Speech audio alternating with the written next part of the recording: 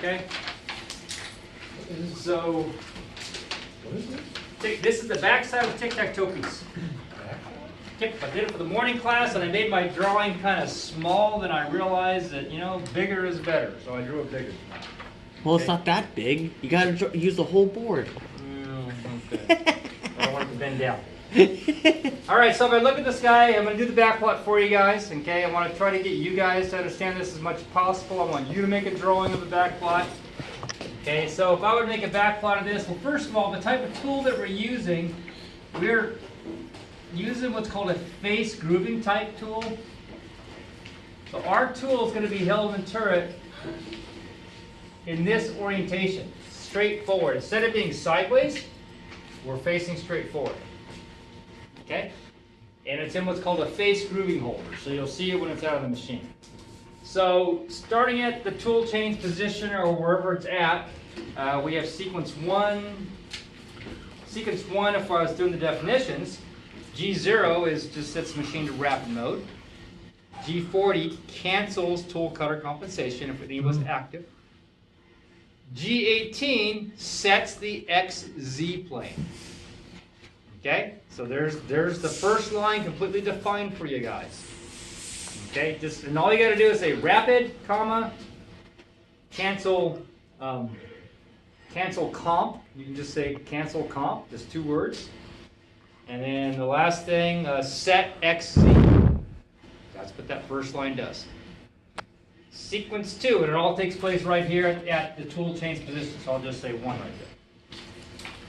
Sequence 2, T1212. T12 would index the turret to the number 12 turret position.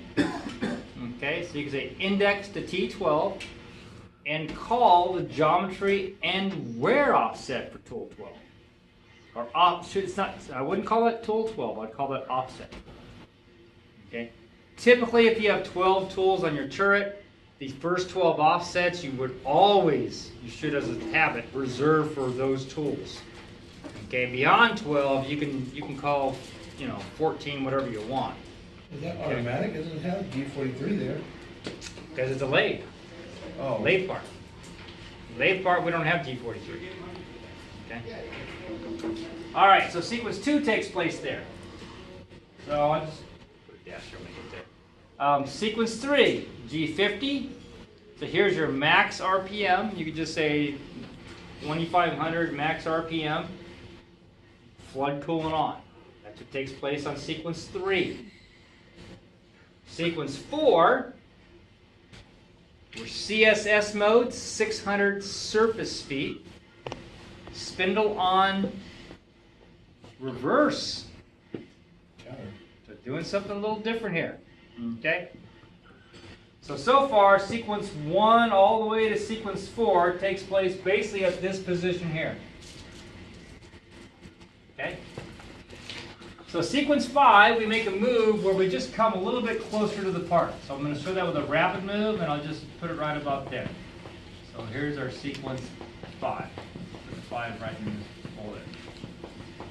So what this really does on our Femco lathe, if you happen to be at the home position machine 0, and you guys might, if we were to go to the very next line of code, which is like X, if you just went straight to X minus 0.8 at the home position of that machine, you would crash into the tailstock.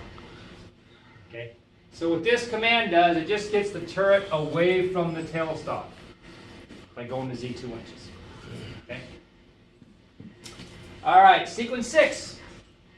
The rapid move. It's X of minus 0.8. So we take our tool and we wrap it to the minus side of the spindle. Okay. I can also show you guys how to set the geometry offset on this one. We're not setting geometry offsets in this job, but if there's this class, we got usually a pretty big line on running the machine. But if we got nobody waiting for the machine and you want to start setting geometry offsets, you can, because that's the very next thing we're going to do on the lathe, setting geometry offsets. So we're kind of moving up to that. Anyway, so this one here, do something unique. We're running our spindle backwards. Okay, and we went to the minus side of the spindle because we're going to start turning this part from the minus side we're going to go to the center, and then we're going to stop it and bring the spindle back to regular clockwise condition, and we're going to turn this side here. Okay? Alright, so sequence 8 takes us there. Let's see, sequence 7, wrap it a little closer to the part, so it's over here somewhere.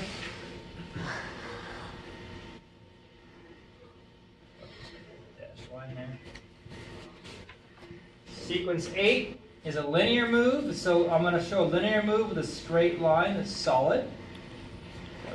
That way if I'm looking at the plots, I can tell right away what's rapid. If you want, you can even put some little arrows. Why is that one 8? I thought that one was supposed to be 6 in the corner. Not that one, the other corner. Yeah. Did I make that 8? Yeah, you made that one 8. It should be 6. I'd say 5 to 8. Yeah. 7 to 8. Like, I can't that count. doesn't make sense. I just can't count. It's rough weekend.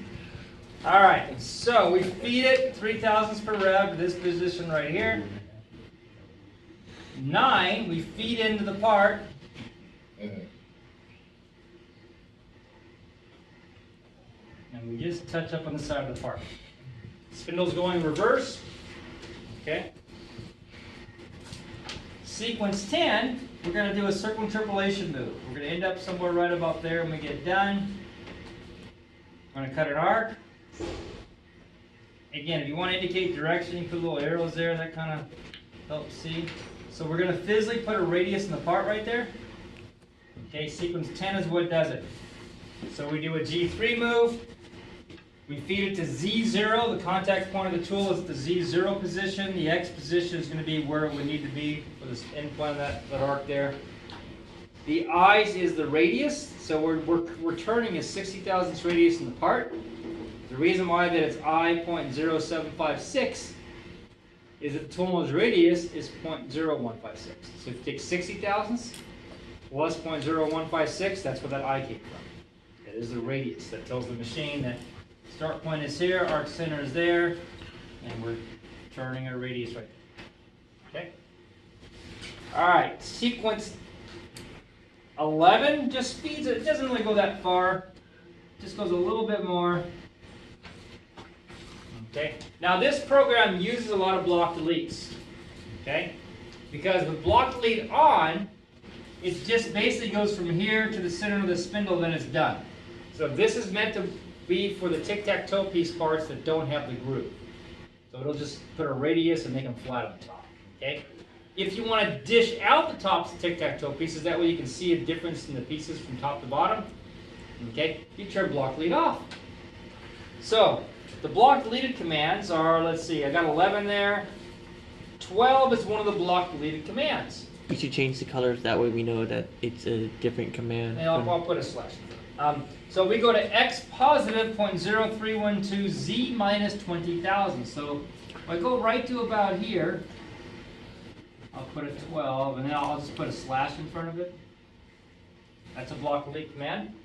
So that would simply kind of start dishing out the part for the ones that we're going to run with the block delete off. Typically the ones with the groove. And you can make them however you want. Okay? If you don't run it with block delete, okay, well if you do run it with block delete on, it still has to get to the center line of the spindle, but it gets there without dishing in a Z. So 13 actually would take you right to here. And you say, well, wait a minute, how's that going to work? Okay, well, 11 is here, 12 is there. 13 has no Z value. Okay? Reason why is because so if you run block delete, it won't read that, and it will go just from here to there, and then it just will be done. It's not going to do anything else. Okay, but if block delete is off, it will dish out the part. It will read 13, but 13 doesn't move Z at all. It's just a redundant X move, so it's not going to hurt anything. Okay. 14 stops the spindle. Okay, so actually what takes place here, I'll probably just make a little side note. 14 stops the spindle. 15, you guys know what 15 does? 15. G4 P500. That's G4 is a dwell command. And P500 stands for 500 milliseconds. So I'm stopping the spindle. I'm just giving it a half-second chance to stop it because I'm going to go right around and reverse it. So I don't want to just jam it from going one direction to the other. I want to give a little bit of a moment to pause before I flip it the opposite way, and that's what we're doing. So 14 is a half a second pause. Okay. 15 is. So 14, 15, and 16 all take place at that same location.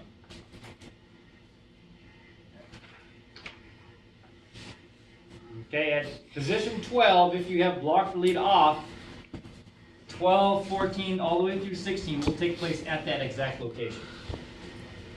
Okay? 17 will feed out a little more to this side here.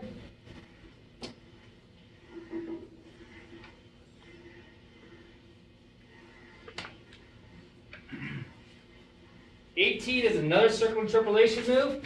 It's going to put another radius on the part.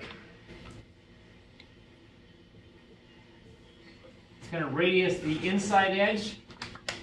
So now we've turned that entire edge out, so the whole part should be dished out. Okay, we radius the inside edge. 19 does not have block lead on, it just simply rapids away from the part. So if you have block lead on, it'll read 10, 11, it won't read 12, it'll read 13, so it'll go to here.